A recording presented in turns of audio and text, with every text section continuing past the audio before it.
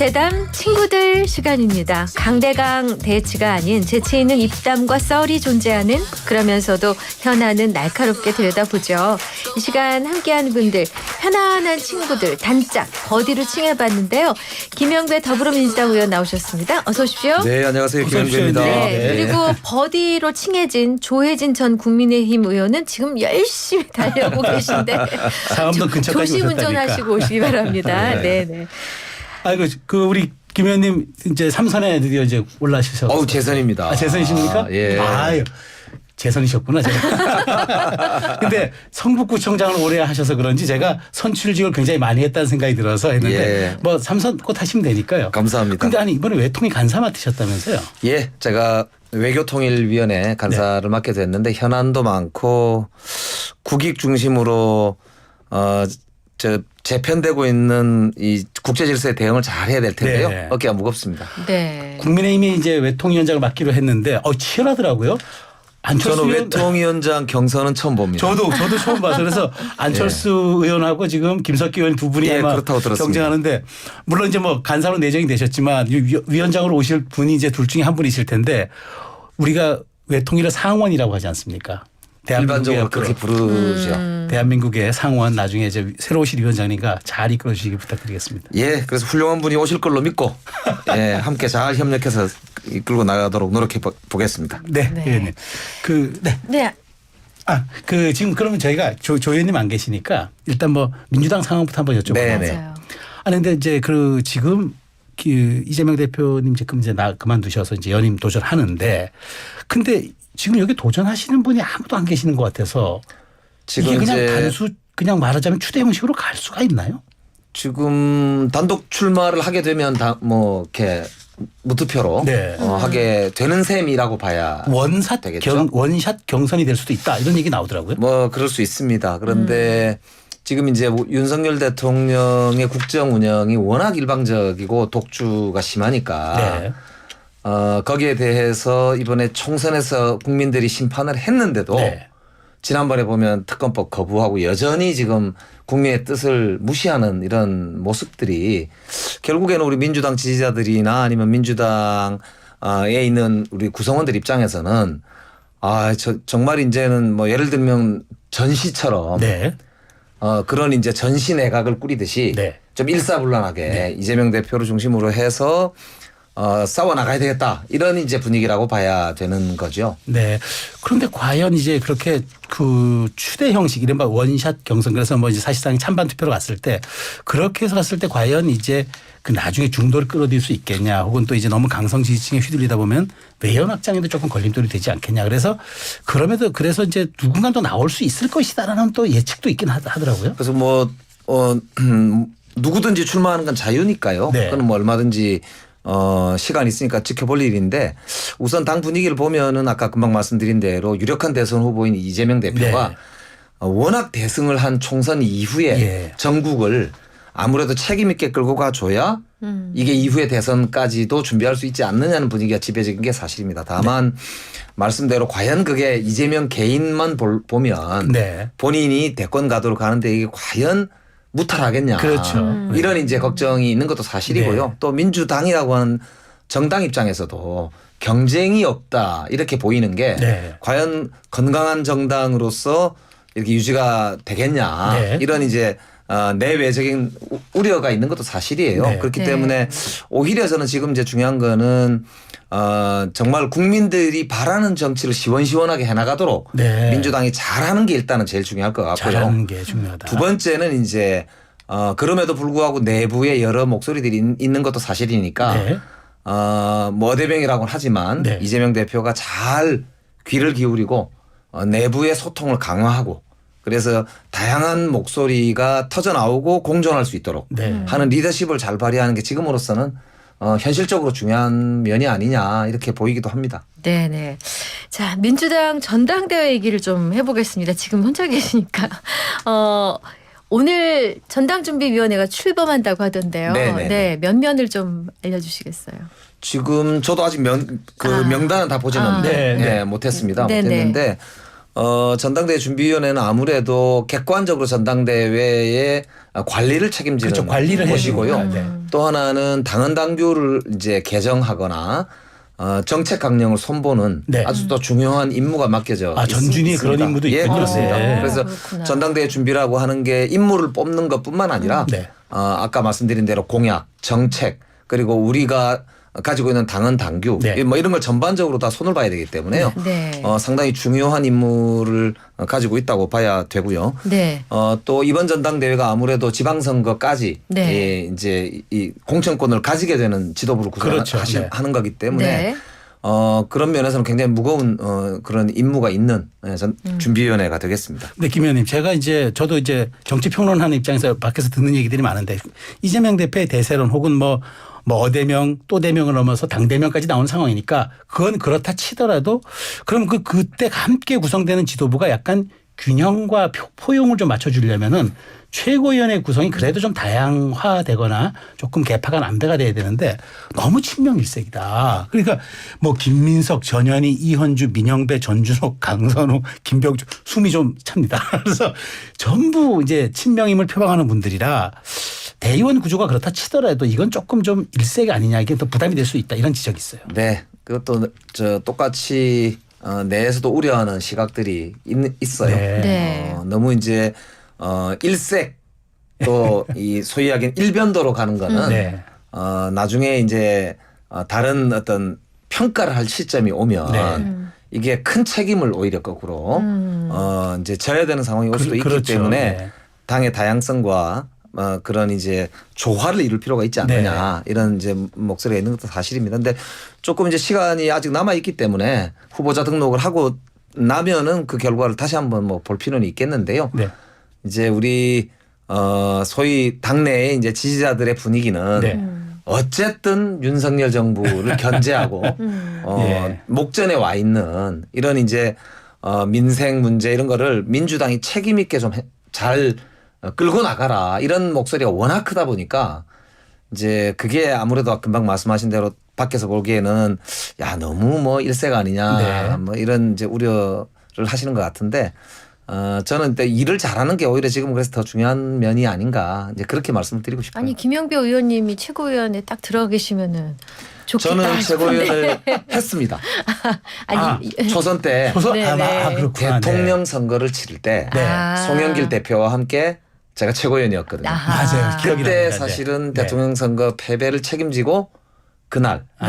사퇴를 바로 사퇴를 그러셨구나. 하셨구나. 했지만 예. 지도부로서 대통령 선거도 한번 치러봤고요. 네.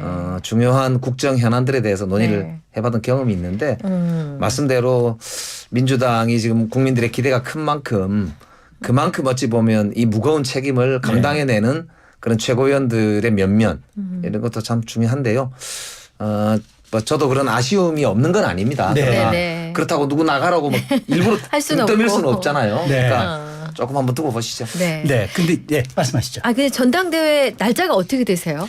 지금 8월 18일 날 예. 일요일입니다. 네. 그날 전당대회를 하고요. 예. 아마 7월 20일부터 전국 순회를 들어가는 것 같습니다. 그래서 일정을 5주간에 걸쳐서 잡으셨구나. 7월 20일 제주도로 시작으로 네. 21일 날 일요일 날은 대구 경부 네. 하고 일주일 단위로 이제 토일 토일 이렇게 하면서 전국 주말 경선은 순회 예. 하게 되고요. 예. 그 해당 지역에서는 아무래도 네. 시도당 대회가 같이 열리거든요. 그래서 그렇구나. 시도당 위원장 선거도 같이 같이 하시는구나. 열리게 되기 때문에 많이 관심 좀 가져주시고. 아, 그래서 이 말씀 드리는 이유가 예. 솔직히 국민의힘 전당대회는 이미 다 알아요. 7월 뭐 23일인가부터 뭘 네, 한다는 네, 걸 네. 자꾸 듣게 돼서 알았는데 민주당 전당대회 날짜를 여쭸던 건 사실 잘 몰랐기 때문이기도 하고 그러니까 그게 환기시켜드리려고도 이제 말씀대로 하고. 이제 어대한이냐 네. 아니면은 뭐 아니, 이제 그렇지 않고 네. 이제 뭐 이런 좀 나름대로 장이 섰다고 하는 네. 국민의힘 전당대회 4명이나 나왔으니까요. 네. 거기에 비해서 이제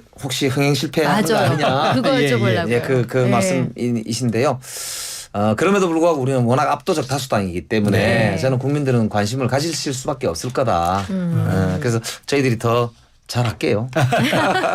김현우 기자 하나 더 여쭤볼게. 이제 사실 작년에 이제 당원 제가 이건 궁금해서 그러는데 당원 단계가 좀 많이 바뀌었잖아요. 그래서 네. 이제 그때 권리당원과 대의원의 표의 등가성이 안 맞는다 그래서 좀 개정을 했죠. 맞습니다. 그럼 이번에 룰이 어떻게 됩니까? 룰이 전체적으로는 이제 이 국민들의 여론조사까지도 다 포함이 돼 있거든요. 네. 그래서 이 권리당원들의 포션이 그전에는 한 45% 정도 됐는데 네. 실제로 이번에는 한 60% 가까이 반영이 되는 것으로 보시면 되고요. 그게 조금 그러면 그 대의원의 폭이 조금 줄었네요. 줄었습니다. 대의원들이 한 25% 정도 되고 네. 나머지는 국민들의 뜻을 반영하는 이런 여론조사. 정도로 보시면 되거든요. 그래서 전체적으로는 권리당원들이 지금 100만이 넘어가기 때문에 네. 사실은 엄청난 숫자의 권리당원을 저희들이 그러니까요. 보유하고 예. 있는 겁니다. 네. 그렇기 때문에 일반 당원들까지 치면은 네. 저희들의 당원 숫자가 거의 250만에 육박한다고 합니다. 그렇기 때문에 권리당원들만 하더라도 네. 매달 당비를 내시는 분들이 그렇죠. 대부분이거든요. 죄송한데 얼마를 내세요? 지금 1,000원 내시는 분들도 있고요. 네. 2,000원, 5,000원 아, 직책에 선택. 따라서 조금씩 아, 다릅니다. 그래서 그렇게. 좀 많이 내시는 분들은 물론 직책이 높으신 분들은 네네. 많이 내는데요. 아. 이제 이런 권리당원들이 꾸준하게 그동안 이 전당대회에 참여를 해오셨던 분들이기 네, 때문에 그렇죠. 전 네. 투표율도 상당히 높을 걸로 그렇게 예상하고 있고요. 그렇군요. 알겠습니다. 그럼 뭐 민주당 뭐 우리 상황은 이제 김 의원님 자세히 설명해 아니, 주셨으니까. 근데 이건 당원 하나만 더 여쭤볼게요. 최근에 마감된 그 전국 지역 대의원 모집에서 지원자 수가 예년보다 2~3배나 증가했다고 하던데요. 뭐 이른바 개딸들이 이전 대표에게 힘을 보태겠다면서 앞다퉈 대의원직에 신청을 했다는데 맞습니까? 그러니까 그게 이제 민주당의 참여 정치가 활성화되고 있다 이렇게 보시면 되거든요. 예. 저도 지역위원회에서 이제 대의원 신청을 받았는데 네, 네. 그러시죠. 깜짝 놀랄 정도로 많이 신청이 실제로 오셨어요. 그렇군요. 예, 네. 실제로 그렇습니다. 그리고 그분들이 이제 절차를 잘 안 해보신 분들이라 네네. 처음 오셨던 분들이니까 절차를 잘 몰라서 네. 물어 이렇게 오신 분도 계시고요. 그래서 그렇구나. 저도 상당히 놀랐고 그래서 제가 지난번에 왜 지구당 부활법을 네. 제가 이제 하셨죠. 예, 네. 대표 발의를 했는데 네. 결국 그런 맥락에서 보면은 우리나라 정당들 그러니까 여야 합쳐가지고 정당들의 당원들이 1,000만 명에 육박한다고 합니다. 네, 네, 네. 그럴 정도로 정치 참여 요구가 높거든요. 대단하다. 그렇기 예. 때문에 저는 죄송합니다. 네.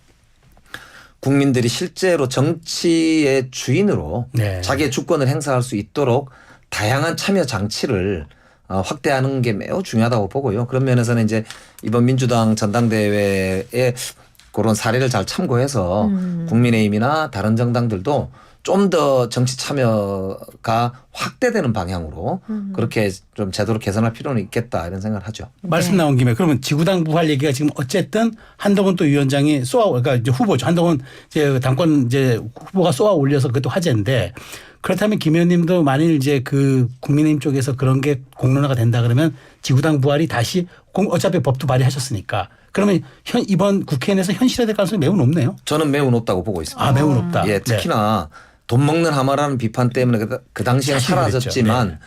지금은 투명성도 너무 높아진 데다가 시민 의식이 높아서 네. 동네에서 요새 선거 때문에 돈을 쓴다고 하면 바로 신고 들어가지 않습니까? 그래요? 하긴 뭐 보는 눈이 너무 많죠. 그래서 시민 감시도 늘어났고 네. 네. 또 정치 참여도 열기가 높기 때문에 저는 지구당이라는 제도를 통해서 시민들이 자기 생활 가까이에서 자기 주권을 행사하면서 예를 들면 구청장도 내가 뽑고 네.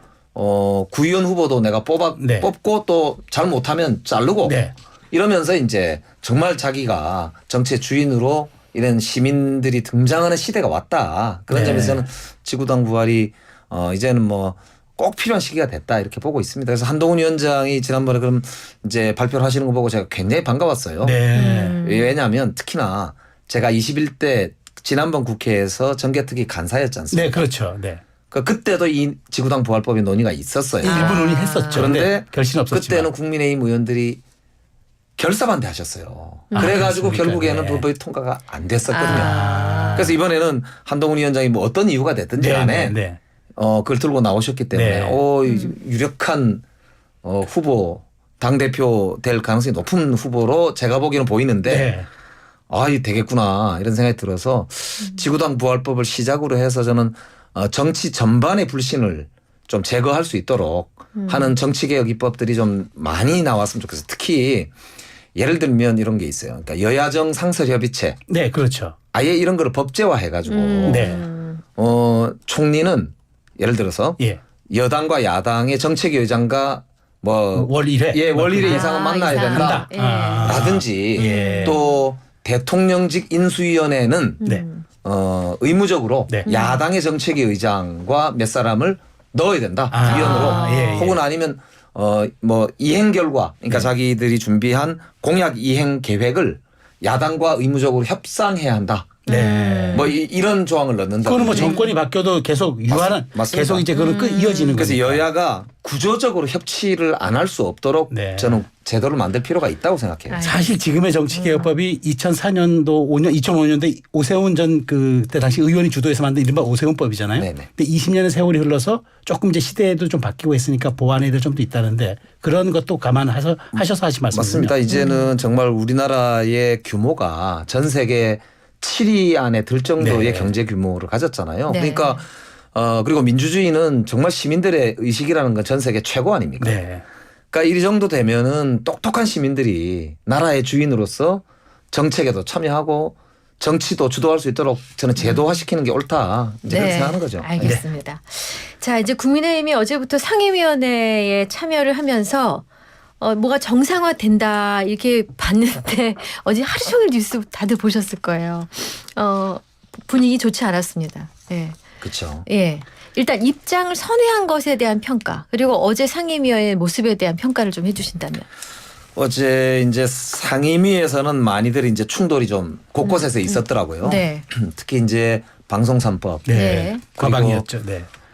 이제 아무래도 법사위 뭐에서 이제 여러 가지 또 논쟁 이런 게 이제 있는 모습을 봤는데 이거는 뭐 저보다 입장이 다르고 하기 때문에 불가피하다 이렇게 보여요. 이거를 뭐 장외에서 싸우는 게 아니기 때문에 저는 오히려 우리가 이런 논쟁들이나 이런 거는 권장할 필요도 있다. 그러나 너무 또 이제 힘으로 단독으로 이렇게만 가는 그런 이제 일변도로 가는 거는 비판할지 네. 모르지만 충분한 서로 간의 토론이나 또 국민들께 정말 우리 의견은 이런 겁니다라고 이제 말씀드릴 수 있는 네. 기회를 다양하게 갖는 건 매우 중요하다고 보고요. 네.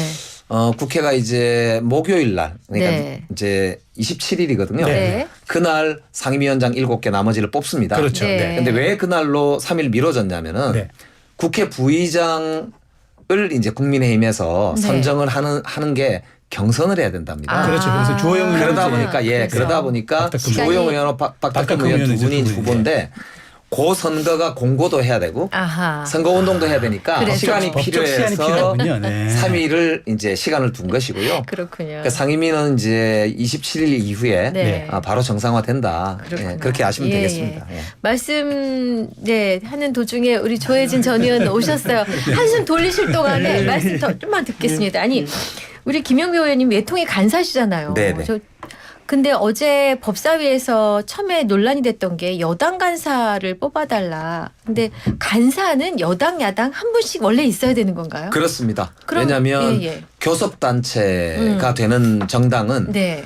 그런 이제 이 간사 제도를 통해서 예. 상임위에 예. 제도적으로 참여를 하게 되어 있거든요. 네. 그래서 이제 국민의힘에도 간사가 네. 계시고 예. 우리 민주당에도 간사가 근데 어제 왜 안 있어서 뽑은 거예요, 그럼? 여당 간사를. 지금 예. 이제 아마 이 국민의힘에서 네. 마무리를 다 못한 것 같아요. 인선을. 그러니까 아까 말씀드린 대로 외통위만 하더라도 위원장 네. 후보가 2명이 경선을 하신다고 하니까 제가 사상 처음 아마 보는 것 같은데 어쨌든 알겠습니다. 그런 이제 조정이 안 되다 보니까 알겠습니다. 예, 네. 인선을 다 못 맞춘 것 같아요. 예, 조혜진 전 의원님 나오셨는데 아이고 오시느라고 수고 많으셨습니다. 네, 죄송합니다. 아니, 아니.